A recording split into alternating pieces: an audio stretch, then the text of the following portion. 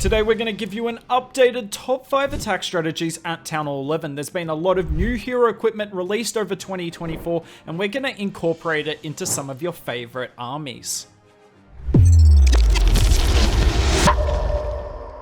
First up, we have Zap Witches. We got 8 lightning and 2 earthquake spells to remove all the infernos off the base, then 3 golems and 14 witches. If you have a look at our hero levels, they are all 10 levels below max at Town Hall 11. I'm proving even if you have lower level heroes, you can still get 3 stars. We're going to run the earthquake boots and the gauntlet. If you don't have the gauntlet, the spiky ball or the rage vial will be fine, but you definitely need the earthquake boots. It operates as a second jump spell in this. Then for the queen, we're going to use the frozen arrow and the invis vial. If you don't have the frozen arrow, the archer puppet is fine, but definitely want the frozen arrow. Then on the warden, this is a toss up between the life gem and the rage vial. I prefer the life gem, but the rage vial can work as well on bases without as good giant bomb placements. It doesn't matter if the base you're hitting, like this one here, has 2 single infernos. I want you to remove the infernos off the base. This attack strategy works really well when you can get some splash damage defenses down with the infernos as well, particularly if they're multi-infernos. We did damage the bomb towers here as well. Then what you're going to do, pick a side to come in with. 1 golem and 5 witches on each flank. Then we're going to put the rest of the witches down the middle. I don't want to put this last golem down until I'm sure it's going to go into the center of the base. So we get the wall breaker. We use the witches skeletons to tank for that. And now we put the king in. As per usual, do not put your king down until you're sure he's going to go inside the base. Then I'm going to pop his ability kind of early, as soon as he's taking some damage, because the Earthquake Boots is going to operate as one of our jump spells, so we use it at the start there. And it was a good time to use the Gauntlet anyway. You can see how effective the Gauntlet is at not only taking damage, but also dishing it out. Use the Warden ability essentially to protect your witches whenever you think they're going to take a lot of damage. And now we use our jump spell to get through to the back end of the base. You can see the witches on the flanks, even though there is well-placed giant bombs, still doing really good work. We poison that defensive lava hound, and at this stage it does look like the attack's fading out, but we've gone through the toughest part of the base, and that's what you want with your warden ability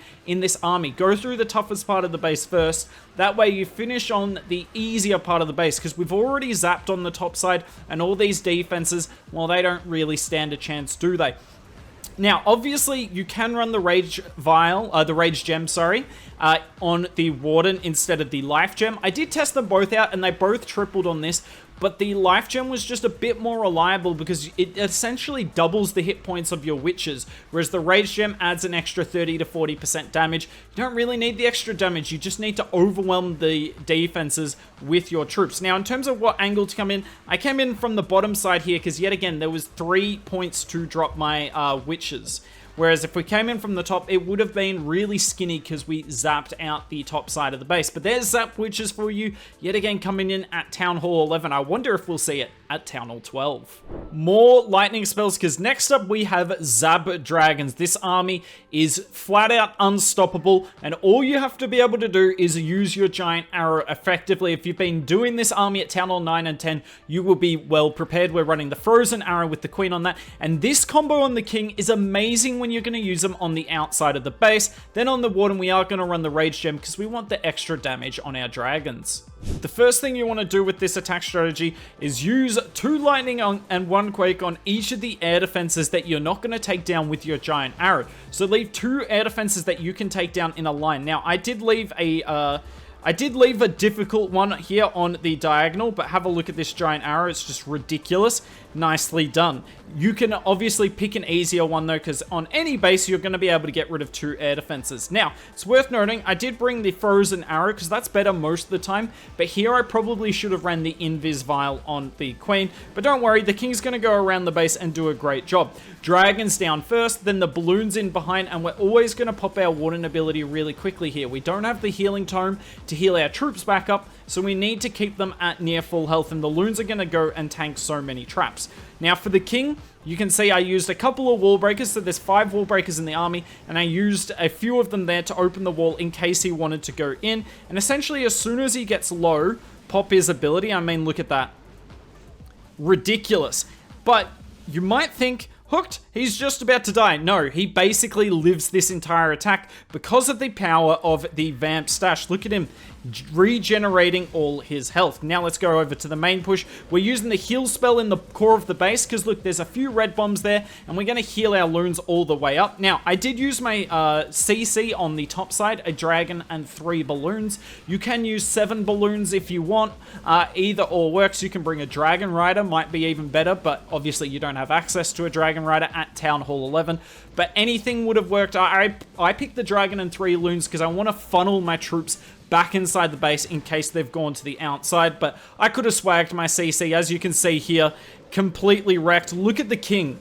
He's going to go down now. It was so sad, but the power of the Vamp Stash is ridiculous at these lower town hall levels. Yet again, we're using low-level equipment. This is a level 9. You can get up to level 12 Van Stash at Town Hall 11, and I can't recommend doing that enough. Next up, we have PekkaBoBat. We got 3 golems, 3 Pekkas, and 6 bowlers that is going to remove all the anti-bat defenses on the base, and then the Bat Wave comes in and gets the 3 stars. On the king, we've got the Rage Vial and the Giant Gauntlet to do maximum damage in the core of the base. On the queen, we've got the Invis Vial and the Frozen Arrow. Archer Puppet's fine, but Frozen Arrow is better. Then on the Warden, you can run the Life Gem if you want, but I prefer the Rage Gem for this. Before the attack starts, I want to break down the base, so have a look at this here. A lot of the bases at the lower town halls will put all the air defenses on one side of the base, and a lot of the wizard towers on the other side to be anti-Lalo. But this opens you up to bat attacks, because say, if we came in from the bottom side here, on the top side of the base,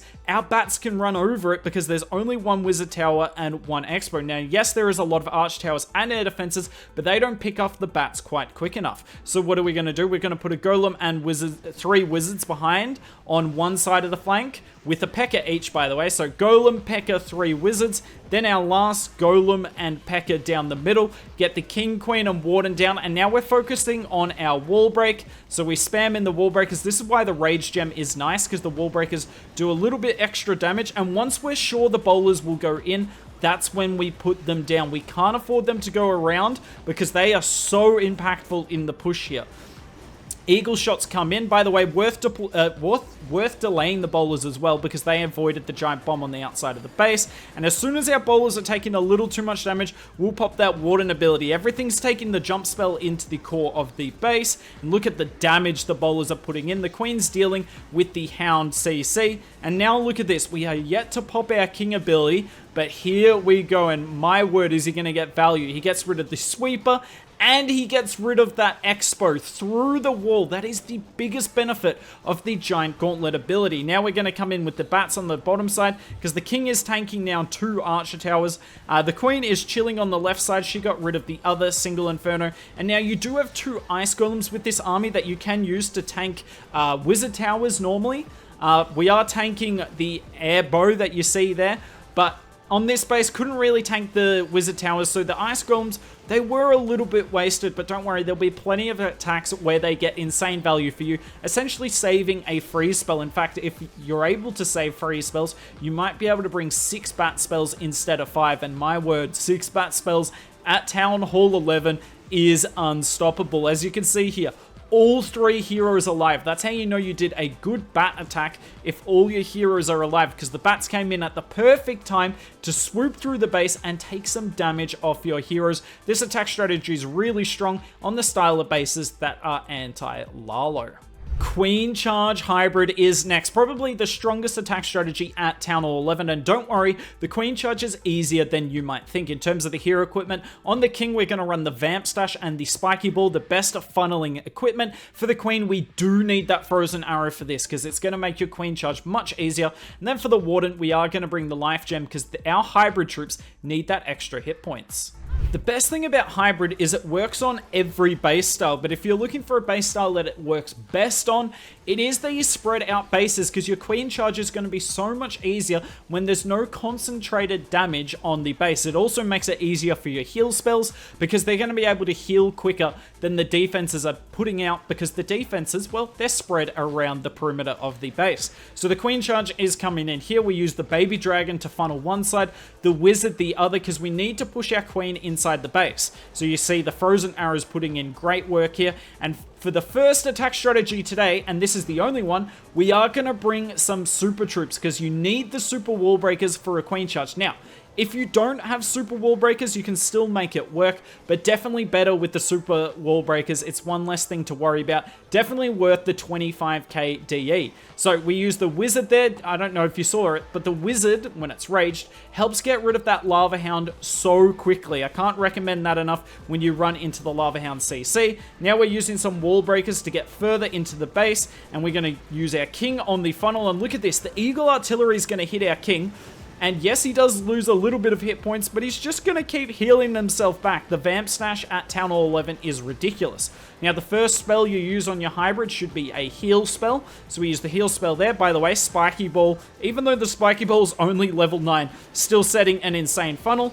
Now we're going to freeze the eagle. You don't have to freeze second, but I wanted to freeze the eagle because there's not really a lot of damage on our troops here. And as soon as there is a lot of damage on our troops, which is going to be any second now, that's when we're going to pop the Warden ability. So heal, then Warden ability, then you finish off the base with a heal spell and use the freeze spells essentially where applicable. So there's our heal spell there. In terms of your CC hogs, I like to use them on the outside of the base. Unfortunately, that spring trap puts in work, same as the giant bomb there, so they don't get a lot of value, but honestly, I'd rather they deal with the giant bomb than my troops in the core that might not have that many hit points. So essentially, use the CC troops on the funnel to keep pushing your hybrid into the core. Now, in terms of hybrid, I'm just going to break it down in now 15 seconds to the end of the attack. Queen charge, all you desperately have to get rid of is the CC. Other than that, if you can get the Eagle Artillery and the defensive heroes, that's ideal, but you have to deal with the CC. Set a funnel for your hybrid, use the king on the outside of the base with the Vamp Stash, heal, Warden ability, heal, 3 stars. And the final attack strategy today is Edragons, a very strong air spam attack strategy in terms of hero equipment. On the king, you know what we're running when we're using the king on the outside of the base, same every time. Same with the queen as well. I think we've used the frozen arrow in every attack today. And then the warden, we're going to run the rage gem and the eternal tome. So with hybrid, we talked about it being most effective on spread out bases. Well, E-Dragons are the inverse. You really want compact bases to get excellent E-Dragon chains. So we're going to do the king and queen on one side of the base, the harder side to funnel, and then the baby drag on the easier side to funnel, and then E-Dragons and loons in a small line, but not that wide, then double rage and warden ability. And look at the value the troops are going to get here.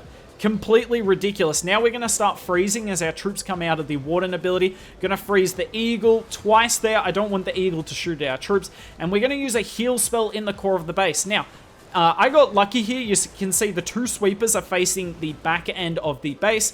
If not, you can drop a heal spell and a freeze in this army and bring 2 lightning spells and 1 quake so you can zap out that sweeper. You can see the E-Dragons on the top side are doing work. And then with your CC troops in this, I like to bring a haste spell and some CC balloons, and they're going to come around the edge of the base and clean up what's left. Now, obviously, in all the attacks today, I haven't used the siege machine because at Town Hall 11, yes, you can get it donated to you, but you can't create one yourself. If you've got any questions about what siege you should use for each army, feel free to ask below, but I think it's been pretty self-explanatory. You'd use the Stone Slammer for this one. By the way, how good is the king with the Vamp Stash? Oh, I love it. Stone Slammer with the E-Dragons, Siege Barracks with the hybrid. With the PekkaBoBat, I would use a log launcher. You can use a Stone Slammer as well to help out the bats. With the, I'm trying to remember, Zap Dragons, use a Stone Slammer. And with the first attack today, which was the Witch Slap, you can use either the log launcher or the Siege Barracks. But that's it for all the attack strategies today. Now it's time to go get an epic Town Hall 11 base, and we've got the perfect video for you.